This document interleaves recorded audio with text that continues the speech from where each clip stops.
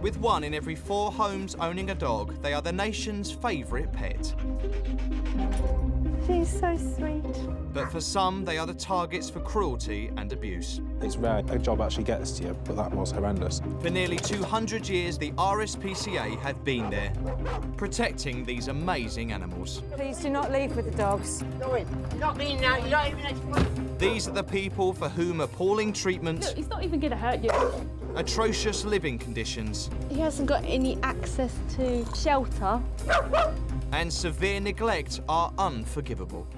That changes everything. I can't leave that dog. They'll do everything within their power to ensure that man's best friend is properly looked after. These are the dog rescuers.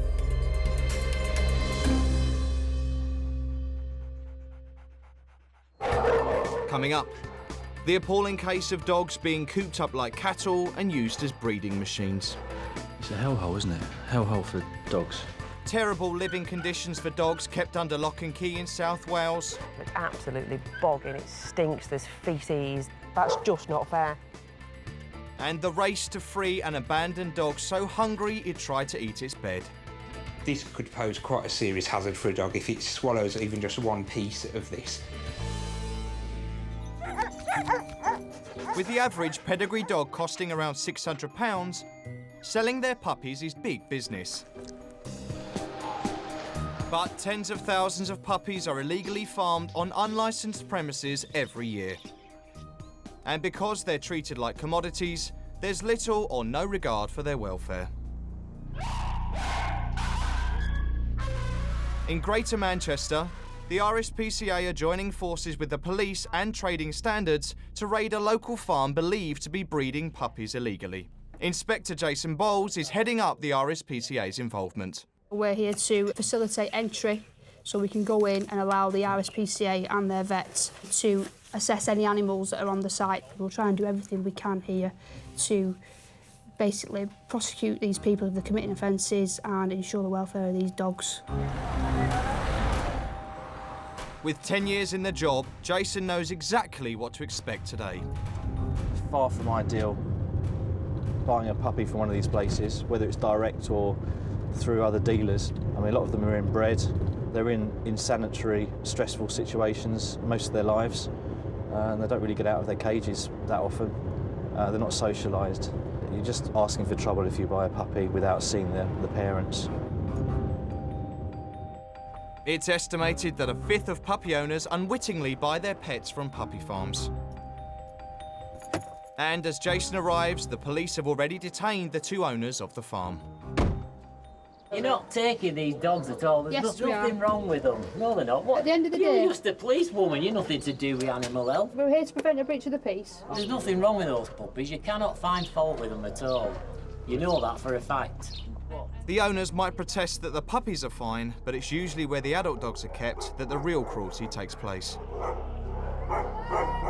And that's exactly where Jason's heading first. And he quickly discovers dozens of dogs he suspects are being kept purely for profit. Here we've got an old female dog, probably been used for breeding for years and years and years. Probably not worth much anymore, so she's stuck in there. She may be worthless now, but with husky puppies costing as much as £800 each, she was once a prized asset. Independent vet Sean Taylor is also part of the team to give an expert opinion. You know, that's as bad as it gets, really. When you've got faeces down there with mould on there, it's been in there for weeks. There's no watering with that dog, and that in itself is a welfare breach. It's really sad. The needs of this dog are not being met. The RSPCA could prosecute the farmers under Section 9 of the Animal Welfare Act, which states that owners must ensure animals are protected from pain and suffering. Body condition-wise, teats are on the ground. I mean, obviously a big fat bitch. I mean, she's been fed, but you can see that she's been overbred though. I mean, it's just, I've never seen anything like that. Just general, depressing life for these dogs. Although it's shocking to see man's best friend caged like cattle, incredibly, there are hundreds of puppy farms in the UK, with many of them hidden from the eyes of the law animals are allowed to suffer extreme neglect. As we moved the hay back, it became apparent there that there was a chocolate Labrador in there, a female adult Labrador that was dead. It is quite upsetting and things that we're trying to avoid. We were too late for that dog. The team have been here over an hour, but are yet to see the puppies. We'll find out later if Jason is able to save them.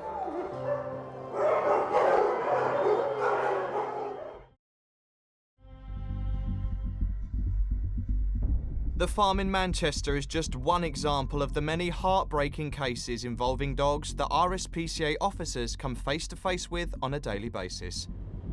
Rescuing dogs in distress can be tough, and if Birmingham-based Inspector Scott Vaines has his way, he'd rehome all his cases himself. With this job, it's so easy to fall in love with an animal, especially with its story, and to think, oh, I'll take that home, but you have to know your limits, really, and know that, you know, you can just get just as good a home with someone else.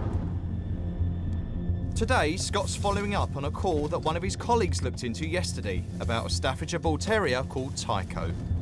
We're just en route now to an incident that's been reported to us where a dog has been left unattended for a long period of time, at least a day, and it's been heard barking inside. So we just need to go and assess the welfare of the animal initially and see if we can establish if anybody's coming or going from the address and what the situation is. Scott first needs to check whether anyone has returned to the house since his colleague visited. Being an RSPCA officer isn't just about handling animals. They need to be resourceful and frequently have to act as detectives.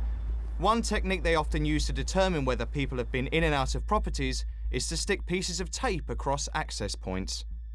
The tapes at my colleague place yesterday are still intact, proving that the dog has been in there for a 24-hour period now, with nobody coming or going, and so my concerns are that it may not have had food or water for that period of time. Having established that no one's been in or out of the property, Scott now needs to know what state Tycho's in. But rather worryingly, there are no signs of activity from the dog. A neighbour also has some concerning news. When I seen the dog was all bitten up and everything. Okay. Because he had two dogs, and by the looks of it, they'd been fighting and that, and the one dog had all its nerves. And when was that? This was probably about a week ago. Okay, so it could be injured then in there as well. 1 in every 6 calls to the RSPCA are reports of abandonment, and Scott's worried that if the neighbour's claims are true, then Tycho could be in a much worse state than he first thought. There we go. I've just heard the dog inside, so I'm satisfied that he's at least in there. It sounds like he can't get to the door at all, otherwise I'd have been able to see him under the door frame there. So he's confined to a room in the house, within the flat. After making a few calls... Hi there, it's one of the inspectors here calling from the RSPCA. Scott tracks down someone with a key to the flat, who suspects that the owners had to leave and won't be back anytime soon. Before you open the door, we'll just tread just carefully, just in case. As Tycho may be injured and hungry, Scott's keen to get to him straight away. Hello.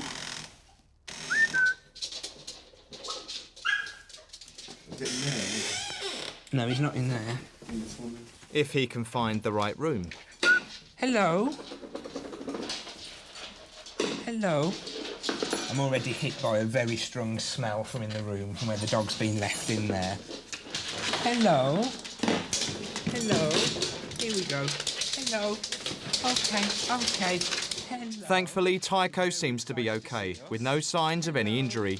Hello. Although the room he's been locked away in is a complete mess. As you can see, there's urine and faeces on the floor here.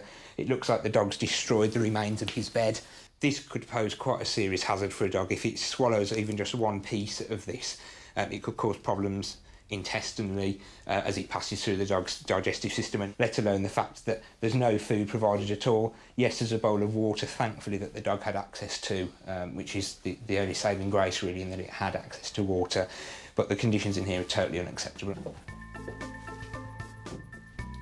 You can see how playful he is and how desperate he is for attention. You know, that alone is unacceptable, that he's so excited just to see somebody and just to be out in the fresh air, and the smell in there was really poor, so I'm glad that we've been in and got him out. Come on. With no food for possibly 4 days and the risk of having eaten some of the plastic from his bed, Tycho needs to be examined by a vet immediately. This way. Luckily, Tycho's owner had him fitted with a microchip, which confirms he's a 2-year-old Staffordshire Bull Terrier. And after being given a clean bill of health by vet Bree Merritt, he tucks into what could be his first meal in days. You can see just from how he's eaten that he's ravenously hungry. A dog should never feel as hungry that it has to eat all of that in literally seconds. It's eaten the whole bowl of this food. With a full stomach, Tycho settles into his new accommodation. Scott will continue to try and track down Tycho's owner. If they can't be found, then Tycho will be put up for rehoming.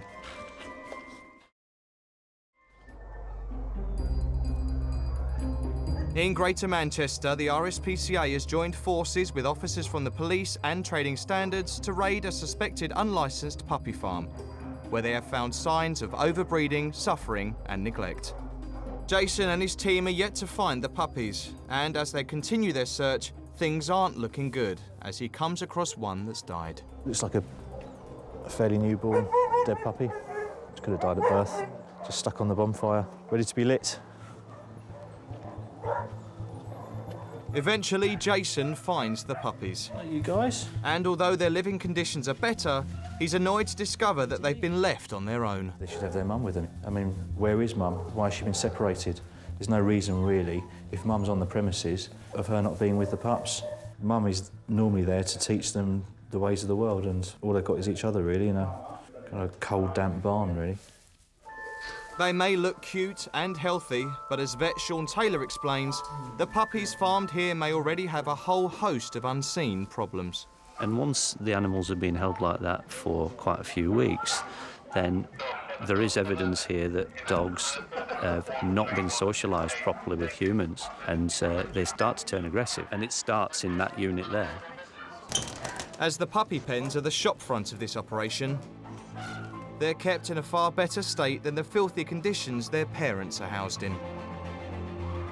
So because it's just the adult dogs who are suffering, only they can be removed under Section 9 of the Animal Welfare Act, leaving the future of the puppies unclear. It's going to be frustrating. I don't think we can remove the puppies under the Act because their needs are being met and they're not likely to suffer. It's a frustration. They may well grow up and end up in the other blocks, but we can't predict the future. We have to abide by the law, basically. I mean, if you're led by your heart, so you want to take everything here and now, but you've got to act legally. So. Determined to save the puppies, Jason gets the other agencies together to see if they can help. Get together with trading standards and see what we can do together to try and resolve the situation here. Trading Standards have decided to start a prosecution against the farmers as they have failed to produce valid licences for breeding and selling dogs. So fortunately for the puppies, this means they are now evidence and can be rescued. We believe that you're in breach of the Breeding of Dogs Act and Pet Shop Act 2.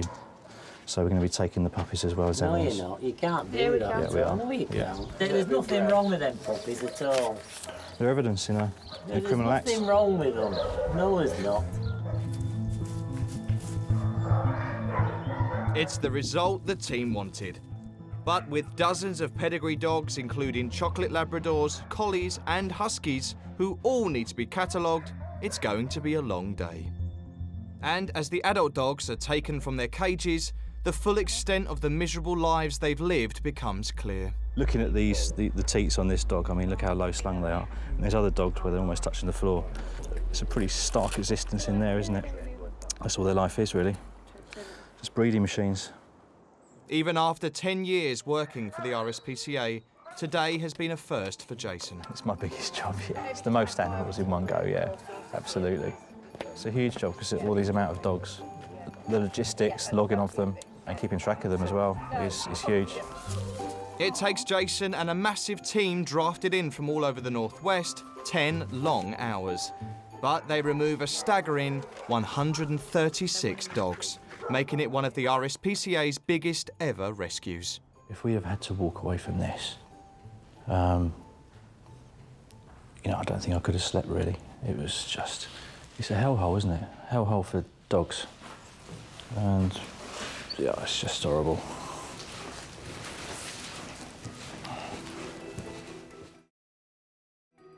In 2012, the RSPCA investigated over 150,000 reports of alleged cruelty.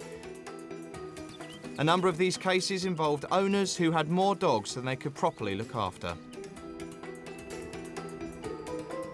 Cardiff-based Inspector Nicola Johnson is on her way to a small holding in South Wales, which is owned by a woman who is struggling to cope. She has over a dozen dogs, but refused to let Nicola see them on her last visit. Hopefully we'll be able to talk the lady around into letting us in. If she doesn't, that would actually heighten my suspicions that something's not right inside of there.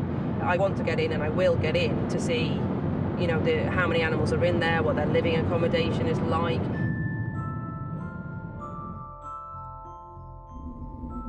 Before Nicola's even out of the car, alarm bells are ringing. Too skinny, too skinny. With several underweight horses and cattle. But it's the dogs she's concerned about most. There's absolutely nowhere near as much noise as there was last time I was here, dog-wise, so I'm not quite sure what's going on. Nicola's found the owner, but getting in to take a closer look might be a problem, as she's claiming to have lost the key to where the dogs are being kept. You definitely can't find the key for that lock. It's a nice shiny one. It's the kind of resistance inspectors are often faced with, but Nicola isn't one to take no for an answer, and this time she's come prepared.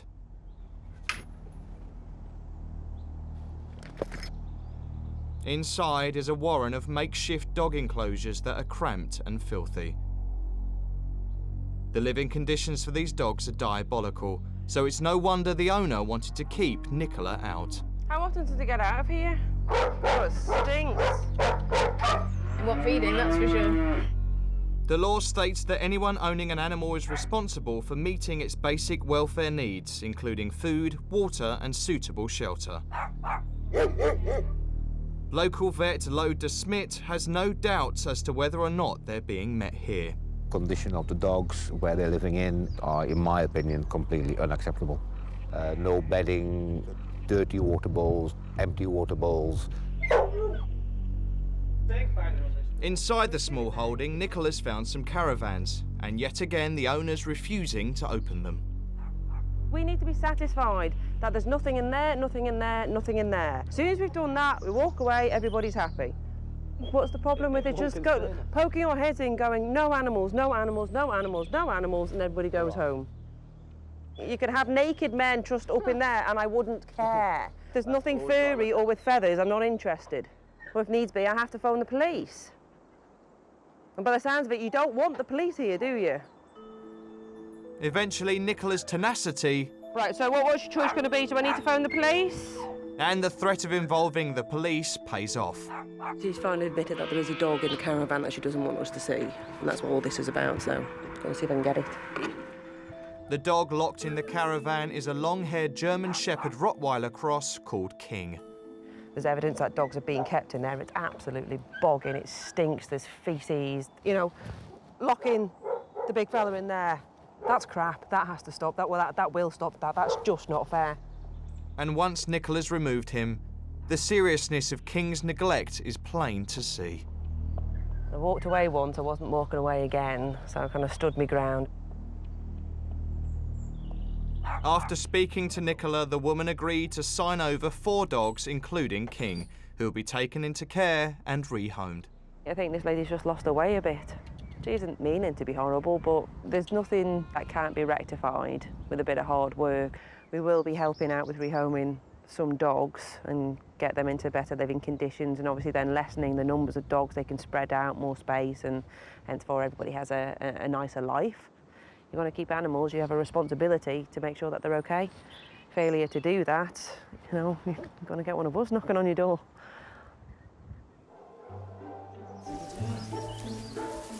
The dogs rescued from the raid in Greater Manchester have been transferred to the New Brook Animal Centre in Birmingham.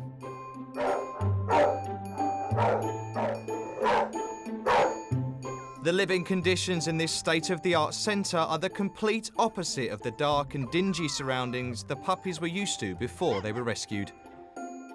Thanks to Jason and his team, some of the dogs are now able to be rehomed. And as lots of them are cute puppies, many have already been snapped up by new parents keen to give them loving homes, including Fleur the collie and Lennon the chocolate Labrador. He's a fidget. Had a very bad start in life, so we're going to take extra special care of him. It's horrible to think that somebody could mistreat a dog like that and just breed them, make money. It's just disgusting. She'd be full of love, we give her love every day, and she'd just have so much attention. It's like having a newborn baby in the house. Go get it. King, the long-haired German Shepherd Cross, is still waiting for a family to give him a loving new home. And after leaving him abandoned in a Birmingham flat, Tycho, the Staffordshire Bull Terrier's owner, never came forward. But Inspector Scott Vaines thinks the future for Tycho is looking good. Thankfully, the dog's now been released to be rehomed, and as you can see, he's very playful, very energetic, so we have no doubt that he'll find a really good home soon. Next time, an owner keeping dogs in dire conditions in South Wales is given a tough ultimatum. Give me your word that things will improve, because if I come back here and it isn't, I'll take things further. And the worst case of neglect ever seen by RSPCA Inspector Matt Goff. Oh, I'm sorry, sir. To allow an animal to get like this, it's unforgivable, basically.